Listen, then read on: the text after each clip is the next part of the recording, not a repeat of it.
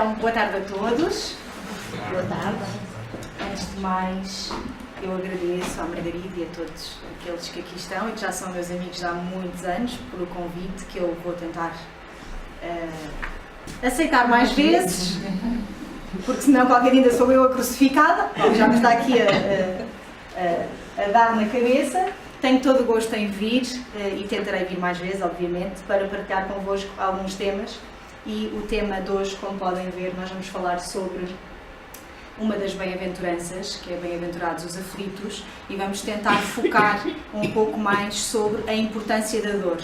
Porque nós falamos muitas vezes sobre os nossos problemas, sobre os nossos sofrimentos, os reveses que acontecem na nossa vida, as nossas dificuldades, mas não sabemos, por vezes, dar a devida importância a essas dificuldades. Nem conseguimos perceber porque é que elas estão na nossa vida, não é? Porque é que nós precisamos de passar por elas.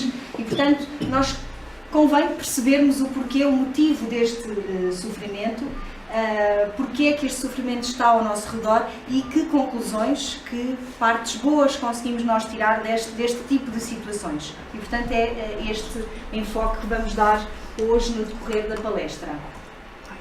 Antes de mais, e como eu faço sempre, convém, quando nós falamos de alguma coisa, perceber o significado daquilo que estamos a falar. E, portanto, para começar, vamos verificar o que é isto da aflição. Nós falamos muito em aflições, em dores, em problemas, mas às vezes não compreendemos perfeitamente aquilo que é. Então, se formos ver ao dicionário, nós vemos que aflição significa variedíssimas coisas: agonia, atribulação, angústia, sofrimento, tristeza, mágoa, pesar, dor, preocupação ou desassossego por alguma causa ou coisa que vá afetar a nossa vida, direta ou indiretamente. Então, estas aflições nem sempre são situações que envolvem diretamente o nosso físico, muitas vezes é algo emocional, mental, variadíssimas vezes é uma mistura de vários sentimentos. Às vezes estas aflições nem sequer estão ligadas diretamente connosco, mas nós sofremos, sentimos o sofrimento alheio, não é? Que é aquele sofrimento ou aquela preocupação, aquela angústia que sentimos por algo que se está a passar com outros, com aqueles que nos estão próximos. Às vezes até nem precisa de ser com alguém que está próximo de nós, não é? Eu, por exemplo, vejo isto quando eu sou um bocado piegas nestas coisas, e certamente que aqui alguém se vai identificar comigo, que é aquele tipo de vídeos que às vezes passam nas redes sociais, que eu não sou sequer capaz de ver. As pessoas que gostam de ver e tiram daí imensas conclusões, e nós temos que respeitar, eu não sou sequer capaz de ver. Portanto, eu sinto uma angústia ao ver determinadas coisas, então prefiro nem sequer as visualizar. Não é? Portanto, tudo isto são aflições que ocorrem na nossa vida.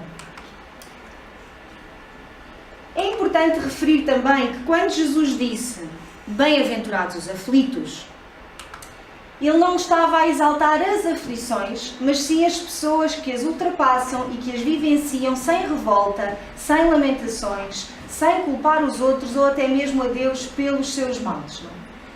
Importa referir que não nos foi dito bem-aventuradas as aflições. Foi dito bem-aventurados os aflitos. Então, são aqueles que conseguem passar por essas aflições. Nomeadamente aqueles que conseguem passar, como aqui diz, sem culpar... desculpem, acho que já fiz as neiras. Assim? Sem culpar os outros ou até mesmo a Deus pelos seus males.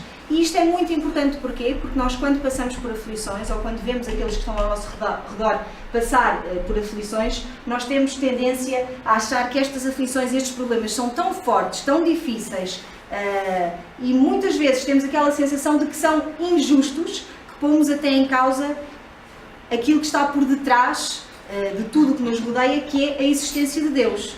Estou certa? Muitos de nós questionamos muitas vezes a existência de Deus. Porquê? Por estas diferenças que vos vou mostrar. Por exemplo, há quem não tenha o que comer e há quem desperdice a alimentação. Por outro lado, há quem veja o seu corpo a desfalecer por falta de alimentos e depois há quem destrua o seu corpo com esses mesmos alimentos.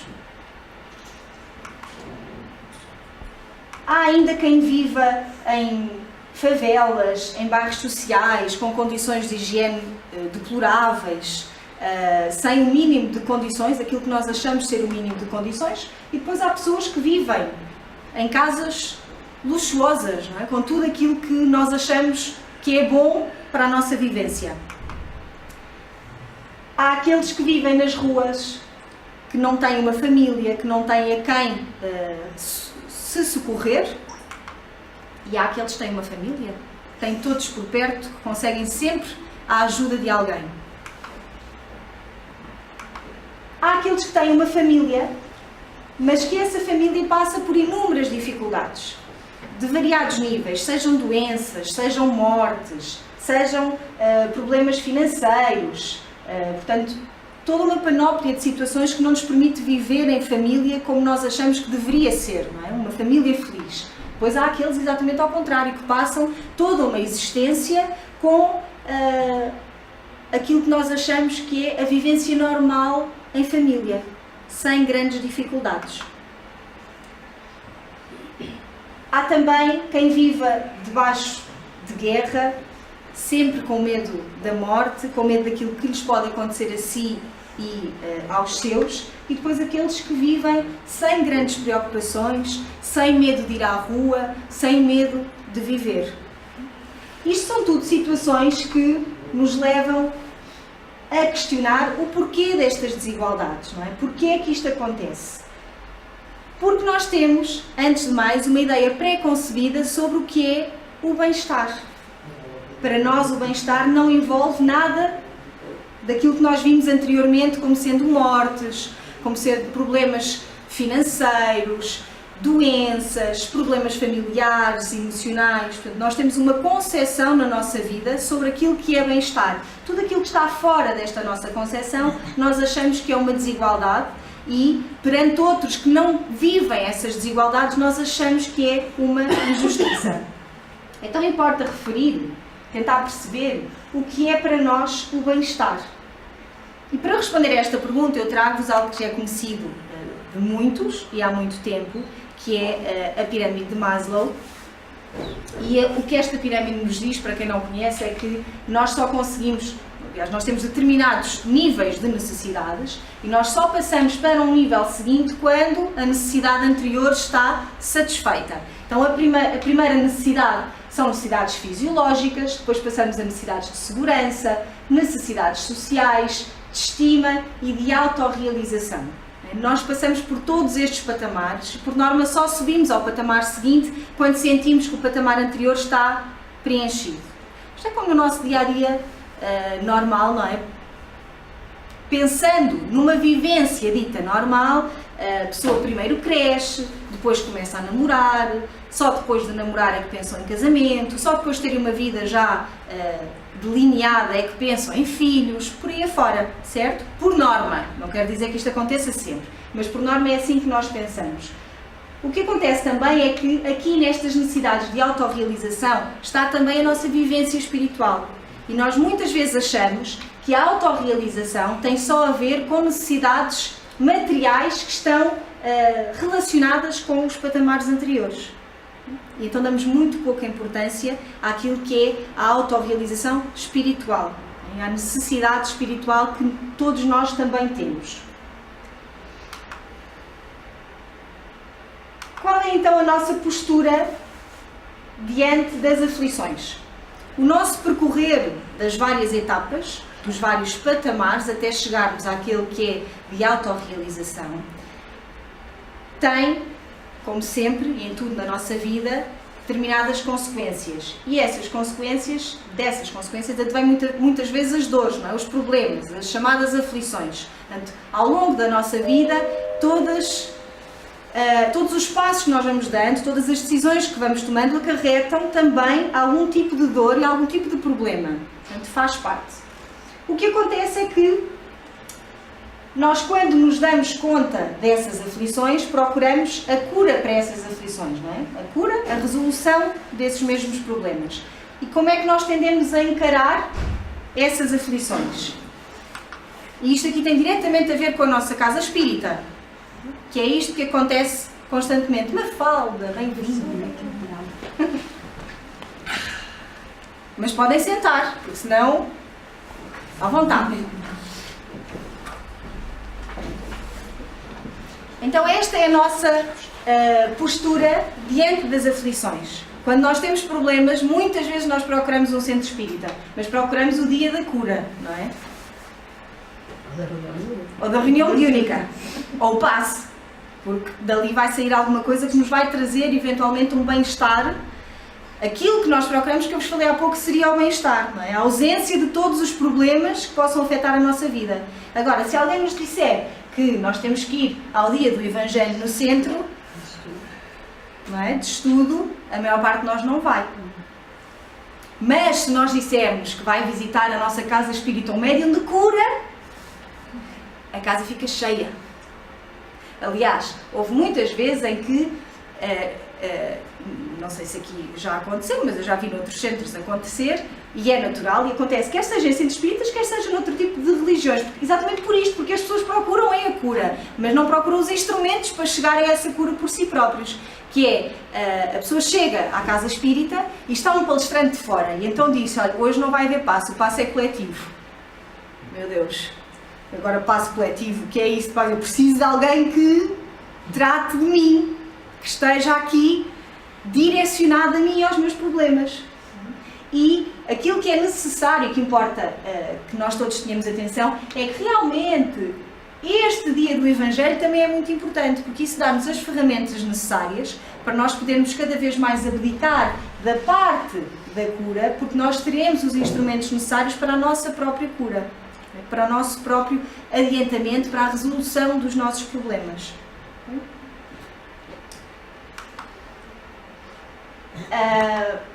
No Evangelho de Mateus é-nos dito: e percorria Jesus toda a Galileia, ensinando nas suas sinagogas e pregando o Evangelho do reino e curando todas as enfermidades e moléstias no meio do povo. Então reparem, o que eu vos trago aqui é só para nós termos atenção que já Jesus, quando curava, ele não curava apenas, ele pregava, ele trazia um ensinamento através do processo de cura que realizava. Muitas vezes nós ficamos apenas com a parte da cura, porque é a parte do fenómeno. Aquilo que nós vemos é o fenómeno e esquecemos de ver aquilo que está por detrás do fenómeno e que tantas vezes importa. Aliás, importa muito mais do que propriamente o fenómeno em si. Mas nós, como somos ainda muito materialistas e muito ligados ao visível, só queremos a parte que se vê. Não é? Às vezes as pessoas vão ao centro pela primeira vez e querem perceber, então, mas onde é que eu falo com os mortos? Isto é que é importante, não é? Como é que eu chego à fala? Como é que eu vejo que isto é realmente verdade? E quando nós dizemos que o essencial dentro de uma casa espírita é a autotransformação da pessoa, isso já dá muito trabalho. A gente quer mesmo é que faça o trabalho por nós, também lá chegaremos. Qual é o significado da harmonia? Porque é que eu vos trago aqui a questão da harmonia? Porque tudo aquilo que são problemas, nós vemos como algo que está a interferir na nossa harmonia, certo? Porquê? Por causa da nossa concepção de harmonia. Emmanuel diz-nos que harmonia significa sintonia com o seu momento de vida, com o seu estágio de amadurecimento, com as suas necessidades psicológicas, sociais e biológicas. Não depende da ausência de doenças, podendo manifestar-se mesmo na presença destas. Então aquilo que nos é dito é que a harmonia é um estado em que nós estamos em equilíbrio connosco mesmos. Mesmo que existam problemas, mesmo que existam doenças, mesmo que existam dificuldades, nós podemos ainda assim estar em harmonia. E isto é realmente muito importante, porque nós achamos sempre que quando existe alguma dificuldade que nos bate à porta, a nossa harmonia e o nosso equilíbrio estão a ser colocados em causa. E não estão, desde que nós saibamos trabalhar aquilo que nos está a acontecer e voltar a reequilibrar mesmo com aquela situação, mesmo com aquele problema. Então esta harmonia passa pela busca deste equilíbrio. Dois exemplos que eu vos trago aqui e que vão demonstrar exatamente aquilo que não é a harmonia como nós achamos que é. Por exemplo, Chico Xavier Vivia com o corpo coberto de enfermidades e o coração pacificado em Deus, harmonizado com a sua proposta e a sua missão. Então era alguém que tinha problemas físicos constantes ao longo de toda a sua vida e que ainda assim transmitia um equilíbrio e uma harmonia total consigo mesmo e com a missão que ele trouxera até à Terra. Ao contrário, nós temos o exemplo de Hitler, que aparentemente não tinha problema nenhum físico. O corpo aparentemente estava saudável, mas a alma estava desarmonizada, desconectada com o seu papel no universo. Então aqui é que nós percebemos a profundidade daquilo que é a harmonia humana. Como é que nós chegamos a essa harmonia? É tentar chegar a um equilíbrio connosco mesmo e com aquilo que nos rodeia, mesmo tendo problemas, não é? Mesmo passando por estas dificuldades. Agora vocês devem estar a perguntar, mas como é que eu chego lá? Vamos ver. Cada um há de chegar por si, não é? Também não há respostas para tudo. Quais são então as causas atuais das aflições?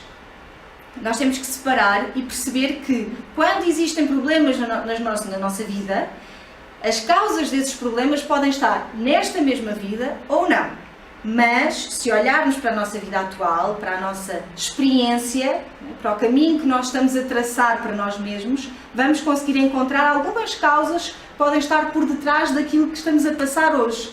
E muitas delas têm a ver com o orgulho, com os excessos que nós fazemos a variados níveis, não é? A variados níveis da nossa vida, com as nossas más tendências que nós deixamos que nos dominem de alguma forma, com a nossa ambição. Às vezes nós somos muito ambiciosos com o nosso lado físico, com o nosso lado material, com o nosso lado profissional, mas esquecermos de ter também alguma ambição com o nosso lado moral. Se nós tivéssemos ambição com o nosso lado moral, isto era muito mais fácil. Mas para variar, nós esquecermos sempre desse lado. Temos também os nossos interesses, que nem sempre são os melhores, a nossa vaidade, o nosso egoísmo, portanto, tudo questões morais que podem atingir a nossa vida atualmente e daí advir as consequências dolorosas para nós.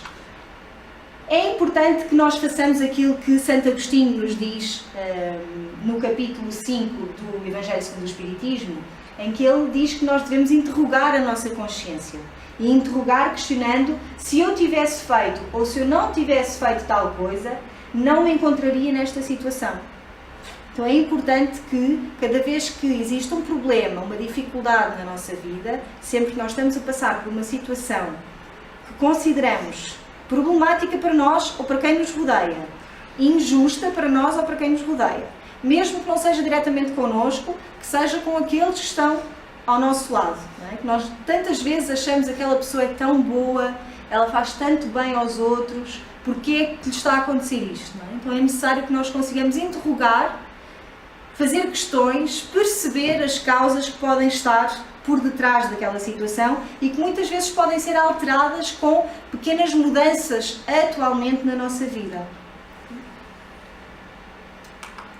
Também há, obviamente, situações que não têm, digamos, uma justificação aparente nesta nossa vida, e essas sim podem estar relacionadas com vidas passadas, com situações que se passaram em vidas anteriores, como por exemplo a perda de entes queridos, os acidentes imprevisíveis, os reveses da fortuna, as catástrofes naturais, as doenças congénitas. Portanto, são tudo situações que explicam muitas vezes situações que acontecem connosco e que não têm uma causa, pelo menos visível, aparente na vida atual, não é?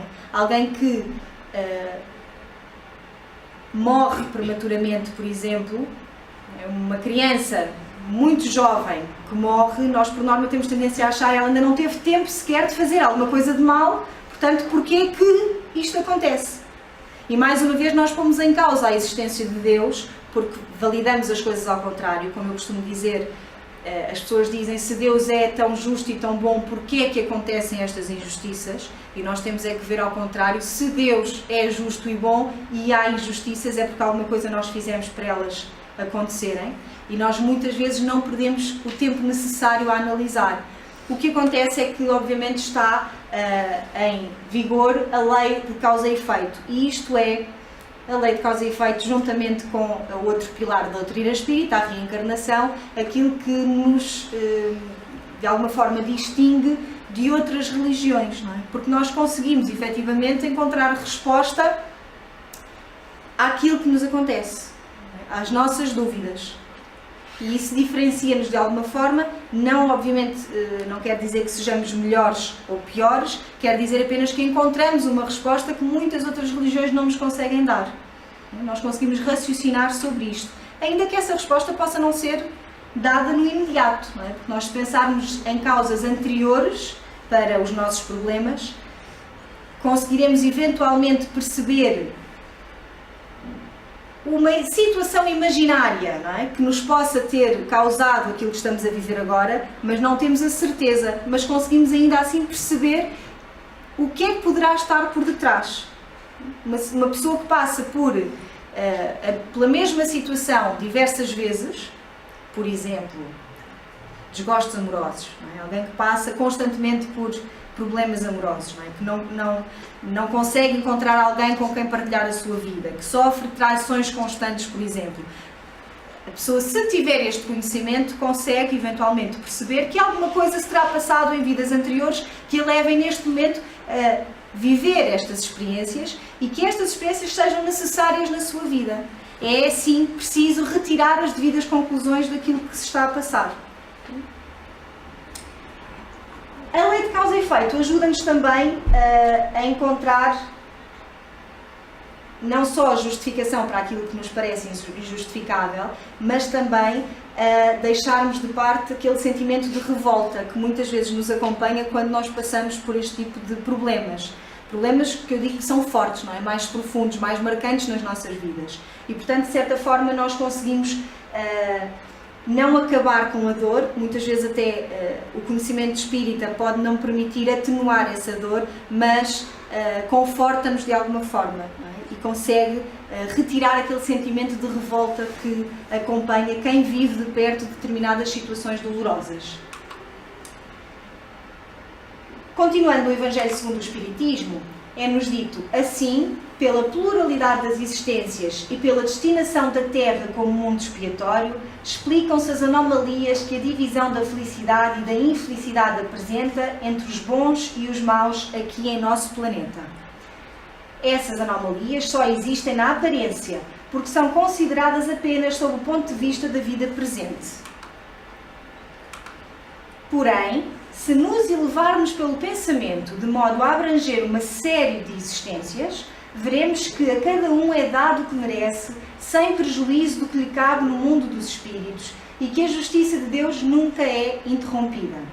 Deveis considerar-vos felizes por sofrer, porque vossas dores neste mundo são a dívida das vossas faltas passadas, e essas dores, quando suportadas pacientemente sobre a terra, vos poupam séculos de sofrimento na vida futura.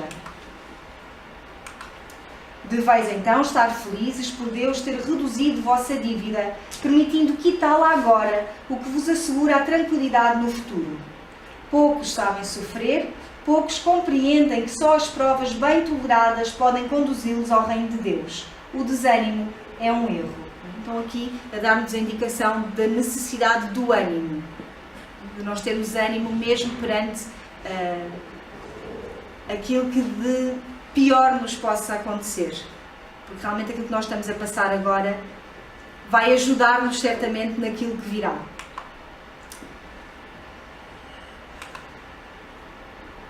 A prece é um sustentáculo para a alma, mas não é suficiente. É preciso que ela seja apoiada sobre uma fé viva na vontade de Deus. Muitas vezes foi dito que Ele, Deus, não envia um fardo pesado para ombros frágeis. O fardo é proporcional às forças, como a recompensa é proporcional à resignação e à coragem. O homem é assim o árbitro constante da sua própria sorte. Ele pode aliviar o seu suplício ou prolongá-lo indefinidamente. Sua felicidade ou desgraça dependem da sua vontade de fazer o bem. E então, através da prece, é um dos instrumentos que nos é dado para que nós consigamos suportar os nossos problemas, enfrentá-los e ultrapassá-los. Mas obviamente que, como aqui diz, não é suficiente a prece, é necessário que ela seja suportada por uma fé viva. De que é que adianta nós rezarmos, nós pedirmos, se não acreditamos naquilo que estamos a fazer? São apenas palavras que nos saem da boca sem o devido sentimento e a devida fé. É essa sim que nos traz a esperança no futuro. E entramos aqui mais precisamente nos exemplos que vos vou trazer, que nos foram deixados por Jesus já há tantos anos atrás e que nós ainda assim teimamos em não conseguir interpretar da melhor forma. Um dos exemplos que vos trago é sobre o cego de Jericó. Já todos ouvimos falar na cura do cego de Jericó. E saindo ele de Jericó com os seus discípulos e uma grande multidão, Bartimeu, o cego, filho de Timeu, estava sentado junto do caminho, mendigando. E ouvindo que era Jesus de Nazaré, começou a clamar e a dizer: Jesus, filho de Davi, tem misericórdia de mim. E muitos o repreendiam, para que ele se calasse. Mas ele chamava cada vez mais: Filho de Davi, tem misericórdia de mim. E Jesus, parando, disse que o chamassem. E chamaram o cego, dizendo-lhe: Tem bom ânimo, levanta-te que ele te chama. E ele, lançando de si a sua capa, levantou-se e foi ter com Jesus. E Jesus, falando, disse-lhe: Que queres que te faça? E o cego lhe disse: Mestre, que eu veja. E Jesus lhe disse: Vai, a tua fé te salvou. E logo viu e seguiu a Jesus pelo caminho. Então reparem que certamente aqui Jesus sabia exatamente aquilo que o cego queria, não é? Que o cego queria ver. Mas houve a necessidade de lhe perguntar. A necessidade que ele próprio expusesse aquilo que o afligia e aquilo que ele precisava. E importa também retirar daqui o que é esta visão que foi dada por Jesus. O que é que Jesus quer efetivamente que nós consigamos enxergar. E é preciso que nós retiremos outras conclusões. É necessário que nós sejamos capazes de enxergar os nossos pontos fortes e fracos. Que sejamos capazes de ver aquilo que vai destruir e construir a nossa própria vida. Que consigamos ver o papel de cada pessoa na nossa vida, inclusive aquelas com as quais não simpatizamos. Que muitas vezes dizemos nós que são a causa das nossas aflições. Aquelas pessoas são o nosso maior problema. Se elas mudassem, em último caso, se elas não existissem, nós seríamos felizes, quando na verdade a felicidade está em encontrar o equilíbrio com essas pessoas. É também necessário que nós possamos enxergar os caminhos da vida, por onde as nossas pernas haverão de trilhar, por onde haveremos de buscar a nossa felicidade e a nossa alegria, a realização da nossa alma. Então, a atribuição desta visão de Jesus é mais do que a simples visão física, não é? Ele quer chamar-nos a atenção para que nós consigamos ver mais do que aquilo que é óbvio. E esse ver mais do que aquilo que é óbvio é também, voltando à pirâmide de Maslow, nós conseguirmos chegar à nossa realização, à nossa autorrealização também na vertente espiritual. Porque só aí é que nós teremos instrumentos para conseguir enxergar a outra parte, que é aquilo que nos faz falta na avaliação das nossas dificuldades. Por isso é que tantas vezes elas são dificuldades, quando na verdade até poderiam ser chamadas de outras coisas, não é? Temos também o caso da cura do paralítico, um outro processo de cura realizado por Jesus.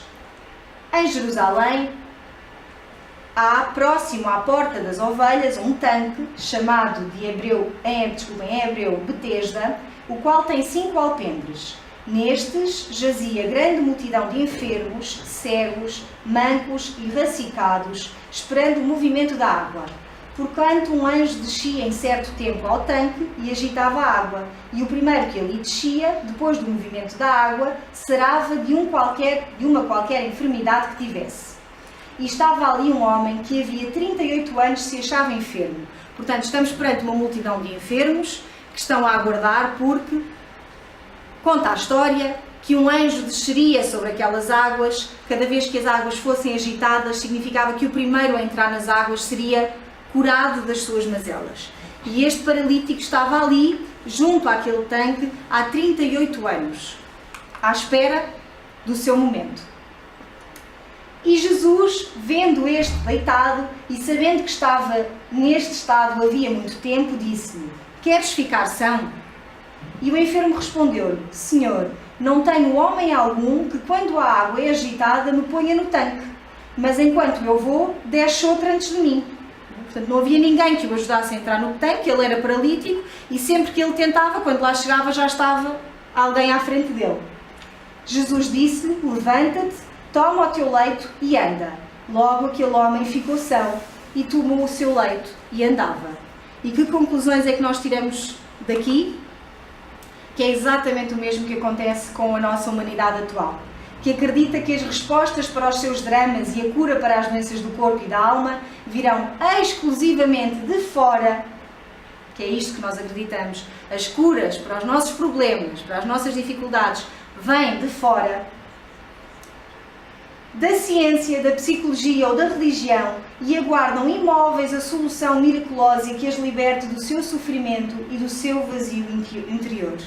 Então, tal como aquele homem, muitos de nós passamos anos à espera que algo de fora venha e consiga levar os nossos problemas, desfazer as nossas preocupações. Nós estamos impávidos à espera que o tempo passe. Reparem que Jesus perguntou ao paralítico: queres ficar são? Esta é uma opção individual. A vida deixa-nos escolher. Não adianta ao melhor terapeuta se não houver disposição do enfermo para se curar. Então, de que é que adianta tantas vezes as pessoas virem falar connosco, quererem ajudar-nos, surgirem oportunidades na nossa vida e nós deixamos-las passar, porque continuamos à espera do óbvio. Tem que ser algo óbvio para nós. E depois as oportunidades vão passando. Mas a verdade é que esta é uma decisão individual. Portanto, quando nós estamos perante o problema, nós temos sempre a escolha sobre esse problema. Ou enfrentá-lo ou esperar. Ou vivenciá-lo com resignação ou com revolta. Sempre opções nossas. A resposta que foi dada a Jesus foi: Senhor, não tenho homem algum que, quando a água é agitada, me meta no tanque. Lá está a transferência de responsabilidade. Porque nós estamos sempre à espera que os outros façam alguma coisa por nós. E isto acontece em tudo na nossa vida. E às vezes nas mais pequenas coisas, não é? Até ir buscar o rolo de papel higiênico que acabou. A gente chama alguém. Jesus disse-lhe: levanta-te, toma a tua cama e anda. Jesus indica a terapia, e a terapia é o dinamismo e a ação. Portanto, ele tinha que querer e tinha que fazer. Só assim é que a solução viria. A terapia é individual, cabe a cada um fazer a sua parte. Falando então desta terapia individual, importa perguntarmos a nós próprios se nós também queremos ficar sãos. Isto que Jesus perguntou ao paralítico também nos é perguntado constantemente. E a resposta, obviamente, é dada por cada um de nós. E aqui é necessário que nós perguntemos a nós próprios o que é que nós temos feito, que oportunidades é que temos aproveitado ou não, de que forma é que nós temos vivenciado a nossa vida, que trabalho é que temos feito com os outros para conseguir chegar a este estado de sanidade total, não é? Que é física, mental, emocional, espiritual também. A vida chama-nos ao trabalho de renovação e somos abençoados com a luz do conhecimento. Pelo menos quem está aqui dentro e quem tem conhecimento da doutrina espírita sabe perfeitamente que este conhecimento é uma bênção. Mas o que acontece é que nós permanecemos indecisos, sem coragem de caminhar para a realização das tarefas que nos elevam. Mesmo sabendo, quem não sabe, é o que a gente costuma dizer, quem não sabe ainda tem desculpa. Quem sabe e mesmo assim permanece à espera, aí então ainda é pior. Somos conduzidos ao trabalho de ajuda ao próximo para fortalecer os nossos objetivos de crescimento, mas, por aguardarmos gratidão ou reconhecimento pelos nossos atos, afastamos-nos do serviço quando isso não acontece. Porque nós vamos, o objetivo da nossa ajuda não é ajudar, é obter um agradecimento, é obter ajuda para nós próprios. E quando isto não acontece, afastamos-nos desse trabalho, que é um trabalho que nos ajuda neste processo de ultrapassarmos as nossas dificuldades. Porque quantas vezes não é, ao vermos as dificuldades dos outros, que nós percebemos que afinal não estamos assim tão mal. Afinal, não ter umas calças de marca não é tão mal quanto não ter calças, não é? Companheiros difíceis são colocados a viver connosco, seja no lar ou no trabalho, como atendimento de Jesus às nossas rogativas, e no entanto afligimos-nos, revoltamos-nos, abandonando a luta e afastando-nos deles. A maior parte das vezes é isto que acontece, quando nós nos cruzamos na nossa vida com alguém que não sentimos determinada simpatia, por algum motivo que muitas vezes nós não percebemos qual, aquela pessoa não... Como é que a gente costuma dizer? O teu anjo não dá com o meu? É assim? O teu santo não cruza com o meu. E, portanto, se o teu santo não cruza com o meu, eu cá também não quero cruzar contigo, porque o meu santo é que sabe. Se ele não cruza com o teu é porque alguma coisa está mal. Quando aquilo que nós devíamos fazer era exatamente o oposto. Eu já contei noutras situações que eu tenho uma colega minha de trabalho, que a primeira vez que eu a vi, olha, aquilo foi uma coisa assim dentro de mim que eu disse, ui, que isto não vai correr nada bem.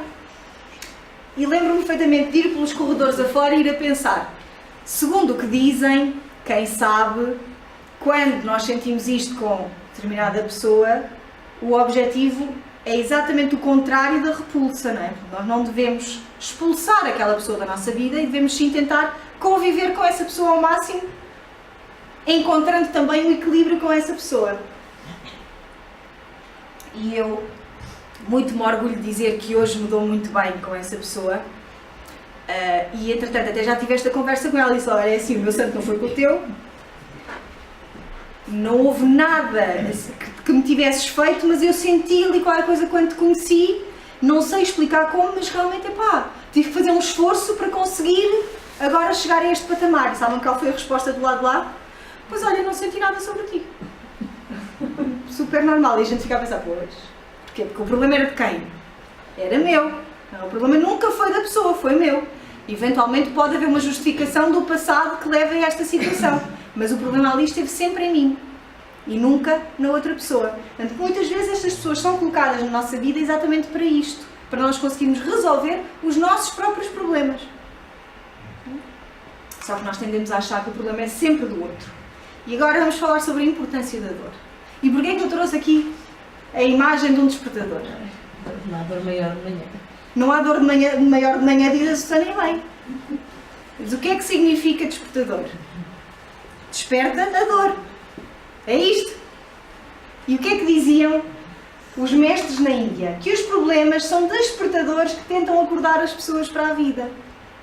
Porque nós tendemos a viver o nosso dia-a-dia, no nosso conforto, dentro daquela linha que nós achamos que é a melhor zona para nós, a mais confortável, e os problemas surgem exatamente para isto, para nos despertar, para nós percebermos que há outras coisas, que nós podemos fazer outras coisas. Temos que acordar e aprender através destes problemas. Portanto, a partir de hoje, olhem para o despertador de uma forma diferente, porque ele não nos desperta só a nós, desperta também os problemas. Quais são os geradores da nossa dor e do nosso sofrimento? É o nosso descontentamento em relação à vida. E todos nós, eu ia dizer que em determinada altura da nossa vida estamos descontentes, mas é mais assim, toda a nossa vida estamos descontentes, porque o ser humano é um ser insatisfeito por natureza, não é? Portanto, falta-nos sempre alguma coisa. Os problemas e a incapacidade de lidar com os efeitos desses mesmos problemas, o apego que nós ainda temos à matéria e a tudo aquilo que é físico, visível e palpável e que nós achamos que é nosso, a ignorância sobre o espírito e os diferentes planos da vida, o desconhecimento das leis do universo. Portanto, tudo isto são situações que nos geram desconforto e que nos trazem problemas, que nos trazem aflições. Eu aqui dou muita importância aqui ao quarto ponto, que é aquele que nos fala sobre a nossa ignorância sobre o espírito e os diferentes planos da vida. Porque a verdade é que quando nós temos conhecimento que existe um espírito, não é? Que nós somos espíritos, não somos este corpo, que existem diferentes fases da nossa verdadeira vida, que reencarnamos inúmeras vezes, que passamos por diversas situações, tudo aquilo que nós vivemos agora, ainda que seja desconfortável, que nos traga dor, sofrimento, que nós não saibamos lidar corretamente com aquela situação, mas nós conseguimos ver para além disso. E a esperança é sempre diferente para quem tem este tipo de conhecimento. Como é que nós podemos enfrentar a dor? Primeiro é necessário que tenhamos consciência que cada um lida com as mesmas experiências de formas diferentes. E aqui há um exemplo óbvio, todos nós sabemos, não é? Que é o homem e a mulher quando lidam com uma constipação. Para a mulher não é nada e para o homem ele está a morrer. Não é? Portanto, é a mesma situação, mas para um a gente encomenda o funeral logo e para o outro, pronto, é uma constipaçãozita. Outra história que eu vos posso contar, e eu até acho que alguns aqui já conhecem, que é a história do casal que a senhora estava surda. Acho que era assim, a senhora estava surda. O marido foi ao médico e disse que precisava da ajuda dele porque a mulher estava surda, cada vez ouvia menos e ele estava a ficar preocupado. E o médico disse-lhe que antes de avançarem com qualquer tipo de solução para o problema da mulher, ele tinha que realmente perceber qual era o nível de surdez da mulher dele. E ele tinha então que fazer um teste à mulher sem ela se aperceber e depois voltar para contar ao médico, não é? Só assim é que ele ia perceber qual era o nível de surdez dela e avançar dali para um tratamento. E então o que ele tinha que fazer era chegar a casa, falar com a mulher, se ela não ouvisse dar 5 passos, falar outra vez, se ela não ouvisse dar mais 5, falar outra vez, até perceber qual era a distância em passos que estaria da mulher até ela conseguir ouvir. E portanto, o senhor assim fez, chegou a casa, vou chamar aqui o senhor Alberto, é o senhor Alberto e a dona Jaquelina. O senhor Alberto chegou a casa, sentiu o cheiro do almoço e disse, olha, agora, entrou em casa e disse, querida, o que é o almoço? E silêncio.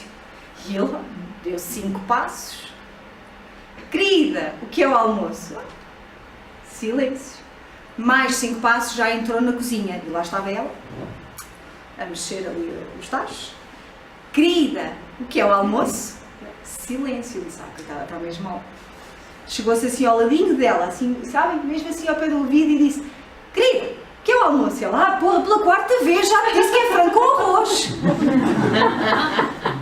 Então, não era ela que estava surda, o surdo era ele. E isto é o que acontece inúmeras vezes, não é? Nós achamos sempre que o problema é do outro e a verdade é que o problema é nosso. Nós julgamos sempre as atitudes do outro e o problema é nosso. Também há a história da maçã com a menina, estava a filha e a mãe e no cesto de fruta havia 2 maçãs, uma verde e uma vermelha. E a menina pegou sofregamente nas 2 maçãs, uma em cada mão. E a mãe disse-lhe, dás uma à mãe. E ela pegou nas maçãs, trincou uma, a seguir trincou outra, e a mãe ficou desiludida, não é? Porque não era aquilo que ela tinha ensinado à filha. Ela achou que tinha ensinado o suficiente para a filha saber o que era a partilha. Portanto, se tinham 2 maçãs, a mãe tinha-lhe pedido uma, ela devia ter ficado com uma e não trincado as 2. E a menina, depois de comer, engoliu e disse, toma mãe, fica com esta que é mais doce. E isto é o que acontece sempre, não é? Nós julgamos aquela situação sem nunca perceber aquilo que a pessoa do lado de lá está a tentar transmitir. Porque não deixamos chegar ao fim. Fazemos juízos de valor antes de chegar ao fim da história. Então é muito importante que nós tenhamos conhecimento desta postura que cada um de nós tem perante a mesma situação. Porque nós não podemos estar a julgar a forma como cada um enfrenta a dor, porque nós nunca conhecemos a dor do outro. Nós sabemos que as provas são situações que visam exercitar a inteligência, a paciência e a resignação. Eu chamo aqui a atenção sobre a resignação porque muitos de nós achamos que estar resignado é desistir e ficar, assim como esta imagem que eu vos trago, à espera. Porque eu tenho que me resignar. Isto aconteceu, isto é o karma, a gente diz é o karma, não há nada que eu possa fazer e portanto resta-me aguardar. Mas a verdade é que resignação é estabelecer uma relação de paz com a nossa história, com a nossa realidade. Não é desistir, é simplesmente estarmos em paz com aquilo que nos está a acontecer, sem nunca deixar de lutar por ultrapassar aquela situação. Nós tendemos a achar que estar resignado é simplesmente esperar, porque nada mais vai acontecer, eu vou ter que suportar aquela dor, dê por onde der. Se calhar até vamos, mas se a suportarmos da forma que a resignação assim espera, que é com paz e tranquilidade entre nós e os problemas, vamos ultrapassar de uma forma menos dolorosa. A resignação tem o poder de anular o impacto do sofrimento. Esta frase que eu aqui vos trago é de São Francisco de Assis, que diz: Senhor, dai-me força para mudar o que pode ser mudado, resignação para aceitar o que não pode ser mudado e sabedoria para distinguir uma coisa da outra. Também é importante. Há coisas que nós podemos mudar, há coisas que nós não podemos mudar, mas a verdade é que nós conseguimos sempre tentar ajustar-nos e estar em equilíbrio com este tipo de situações, com estas dificuldades. Trago-vos aqui uma mensagem, uma frase de Chico Xavier no livro Vinha de Luz, em que ele diz: não basta sofrer simplesmente para evoluir moral e espiritualmente. Indispensável é saber sofrer, extraindo boas lições de cada vivência, por mais difícil que nos pareça. Eu aqui trago só a imagem da formiga, exatamente para demonstrar aquilo que já aqui foi dito há pouco, que Deus nunca dá um fardo maior do que aquele que nós conseguimos suportar. Eu tive muitos problemas em conseguir mexer em Excel, sabiam? Quando me disseram assim, olha, agora vais ter que fazer VLOOKUPs e tabelas pivôs e não sei o quê, eu fiquei a olhar assim para aquele um bocado assustada. Fui comprar o Excel para totós. Nunca abri o Excel para totós, porque percebi que não era dali que eu ia conseguir extrair a solução para aquela minha dificuldade. Chorei muito, reparem, eu estava tão nervosa que chorava em pensar como é que eu vou fazer aquilo se eu não sei, não é? E depois quem me ensinava de uma forma muito... É aquelas, quando a gente sabe muito sobre uma coisa, tem tendência a até nem saber explicar bem, porque aquilo faz tanto sentido para nós que nos custa a perceber que o outro não está a entender da mesma forma. E houve uma altura que eu lembro perfeitamente de estar na minha empresa e fui à casa de banho, estava muito nervosa, e depois estava na casa de banho e só me vinha esta frase à cabeça, que era: Deus não dá um fardo maior do que aquilo que nós podemos suportar. Portanto, se eles querem que eu faça VLOOKUPs, eu hei de aprender a fazer VLOOKUPs. E hoje em dia não tenho, felizmente, grandes dificuldades. Não é? E é assim que nós temos de pensar. Quando existe um problema na nossa vida, é porque nós temos a capacidade de o suportar. Temos é que saber extrair também dali as lições que esse problema nos está a trazer e a ofertar de alguma forma. O que fazer então diante da dor? E aqui eu trago-vos 3 pontos essenciais. O primeiro ponto é um autoexame. É necessário que nós consigamos responder a estas perguntas. O que é que eu preciso de aprender com esta experiência traumática, não é? Com este problema? Que lições é que a vida me está a tentar ensinar? Isto a minha mãe dizia-me sempre. Quando dizia, mas estava a acontecer isto, mas alguém fez-me isto, mas não sei o quê, ela dizia, então pensa bem, se isso está a acontecer, o que é que deves retirar dessa situação? O que é que eu preciso modificar na minha vida para isto deixar de acontecer? Se eu estou sempre a bater neste problema, se isto me está sempre a acontecer, se isto realmente me causa muito transtorno e muito sofrimento, o que é que eu posso mudar? Eu, não é os outros, não é? Eu, o que é que eu posso mudar? Isto faz lembrar agora, olha, outro. Desculpem que eu acho que vou buscar coisa que não tem nada a ver. Lá o programa dos casados à primeira vista, eles estão a falar com ele e estão a perguntar, mas o que é que você acha que pode fazer para melhorar este casamento? Ele vai dizer, ela tem que deixar de discutir tanto comigo, porque ela vai não sei o quê, porque ela não me leva. Não, o que é que você tem que fazer? Não é? Porque a gente tem sempre esta tendência de olhar à nossa volta e culpabilizar tudo o que está à nossa volta, sem nunca mudarmos nada em nós. Como é que eu me relaciono com Deus, com o próximo e comigo mesmo? Eu aqui costumo dizer que quem não se relaciona com Deus, porque há pessoas que podem não acreditar em Deus, podem simplesmente mudar para o abstrato. Como é que eu me relaciono com o abstrato, com aquilo que eu não vejo, mas que existe, porque nós sabemos que há coisas que nós não vemos, mas existem. Para além deste autoexame necessário, é também necessário que exista uma mudança de atitudes. Mudar a atitude mental. Cada mente vive na companhia que elege para si mesmo. E esta mudança é também direcionar a atenção para coisas positivas. Orações, boas leituras, aspectos positivos. Havia um senhor que estava... não era ele que estava doente, era a mãe dele que estava muito doente. E ele não tinha dinheiro para comprar a medicação para a mãe. E então pegou no telemóvel e ligou a um amigo. Todos os amigos lhe diziam que não podiam ajudar. Até que chegou um que lhe disse que sim, que o podia ajudar, mas que agora estava ocupado, estava a trabalhar para ele ligar ao final do dia. E ele ficou com aquela sensação de alívio, não é? Finalmente tinha encontrado alguém que o pudesse ajudar a ele e à mãe, respectivamente. E ao final do dia voltou a ligar para esse amigo. E qual não é o espanto dele quando o telefone estava desligado? E ele pensou, fui enganado, não é? Ele disse que me podia ajudar e afinal não pode ajudar, e agora o que é que eu vou fazer? E ele desligou o telemóvel. Ele voltou para casa. Quando chegou a casa viu que a mãe tinha lá os medicamentos. E o irmão disse-lhe, olha, foi aquele teu amigo que trouxe. E ele foi ao encontro desse amigo e disse, eu pensei que tu não me ias ajudar porque tu tinhas o telemóvel desligado. E ele disse, pois, tive que o vender para comprar os medicamentos. Mas ajudou. E lá está, novamente, nós a pensarmos que a atitude de alguém é exatamente o oposto daquilo que a pessoa quer transmitir. Nós não damos a oportunidade à pessoa de chegar até lá. Então tem que haver esta mudança de atitude mental também nossa, não é? Nós conseguimos ver o lado positivo ou simplesmente o outro lado daquela história, daquela situação, e isto acontece também com os problemas, ver o outro lado dos problemas. É também necessário vigiar os pensamentos deprimentes e negativos, fugindo do desânimo e da indiferença.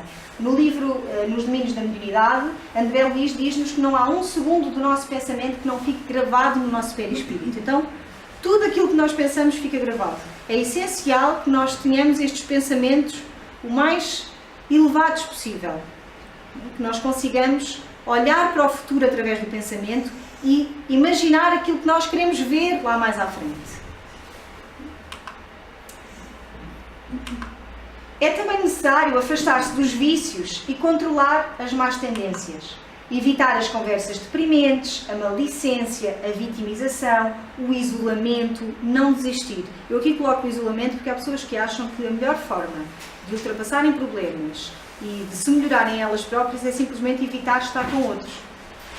E não é isso que é suposto, é exatamente o contrário, é nós chegarmos a um equilíbrio nesta nossa relação constante com os outros. E depois já vejo aqui pessoas a olharem assim umas para as outras, mas estás a ver? Não te podes afastar de mim, não é isso que coisa. Apostar na vontade de fazer a nossa transformação moral.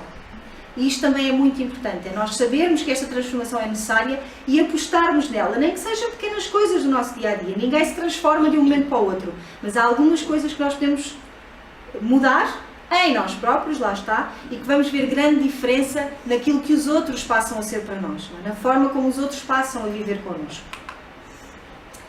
E depois há também uma terceira necessidade, que é a ação no bem. E porquê é que eu vos trago isto? Porque ajudando nós estamos a ser ajudados. E já vos disse há pouco quantas vezes nós não vemos pessoas que, através do trabalho com os outros, percebem os seus próprios problemas e conseguem, de alguma forma, reduzi-los.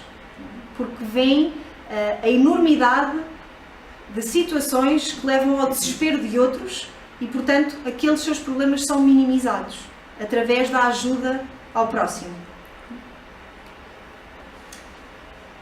E então perguntamos nós como é que nós vamos fazer toda esta nossa alteração. Estamos quase em cima da hora. Isto é muito difícil de fazer, o que eu vou mostrar a seguir, que é começarmos de novo. A questão é, por onde é que nós devemos começar de novo? E a resposta é por dentro. Então não vale a pena nós começarmos sempre a dizer que eu agora vou enfrentar os problemas de forma diferente, mas depois querermos ver a mudança em tudo aquilo que está ao nosso redor sem nós fazermos nada por chegar a essa própria mudança. Sem sermos nós os indutores dessa mudança necessária. Por isso é que é necessário nós mudarmos primeiro a nós mesmos. Só aqui à parte. Sim. E nem vale a pena pôr uma data, porque já estamos ao pé de 1 de janeiro, a gente dizia, a partir de 1 de janeiro vou fazer dieta. Isso é verdade. Isso é verdade. Mas eu também devo dizer uma coisa. Quem achar que colocar uma data faz sentido, pode colocar. Pelo menos tem ali um marco. Há muitas pessoas que conseguem, efetivamente, se calhar 0,0001%, a partir do dia 1 de janeiro, mudar a sua vida. Eu já fiz algumas mudanças na minha vida no dia 1 de janeiro, que já duram.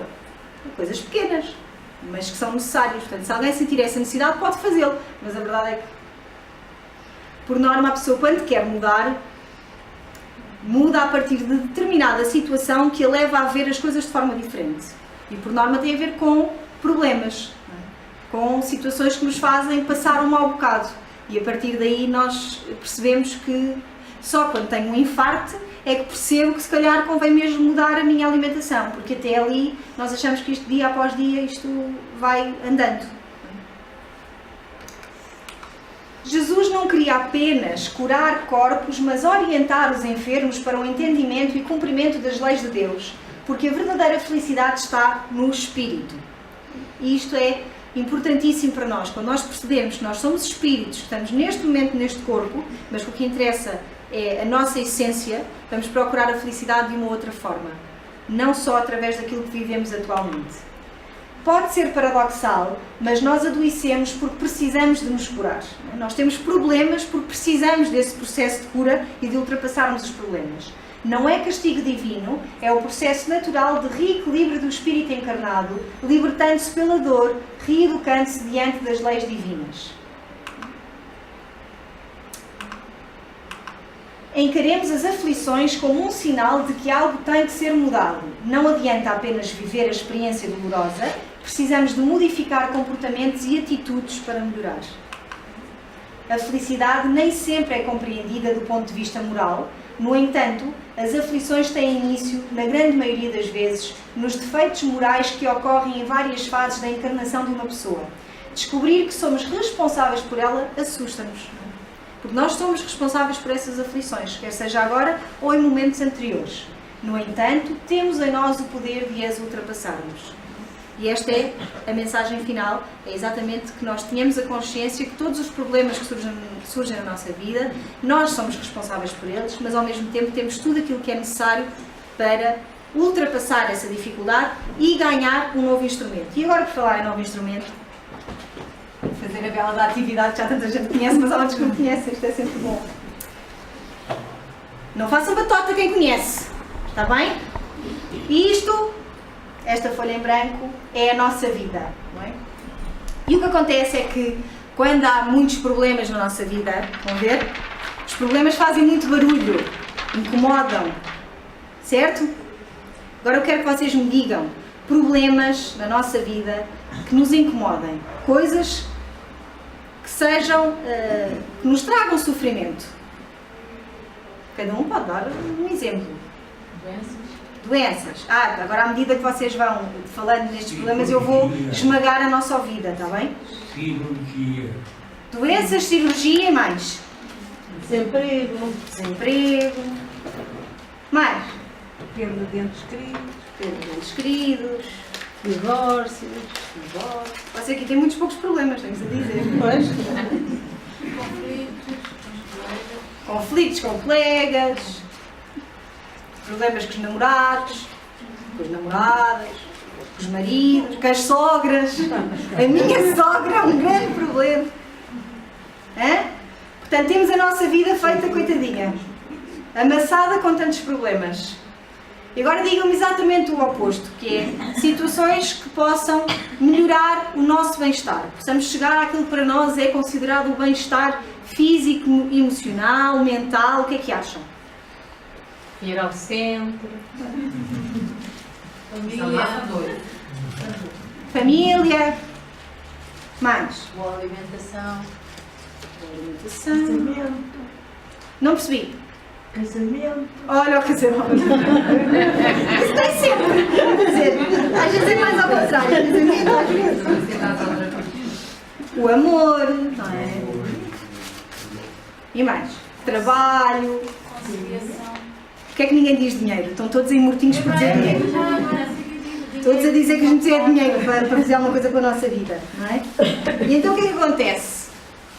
Temos muitos problemas na nossa vida E depois o que acontece é que ela fica assim amarrotada, não é? Ficamos com muitas feridas, muitas cicatrizes.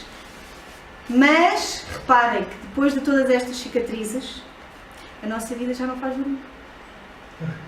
Porque ela já está coitadinha, não é? Nós já aprendemos tanto com ela que já não nos incomoda. Podem vir outros problemas e outras dificuldades, que isto já está tão amarrotado que eu já aprendi tanta coisa, já tenho aqui tudo escrito, portanto cada vez que vier um problema já sei o que é de fazer.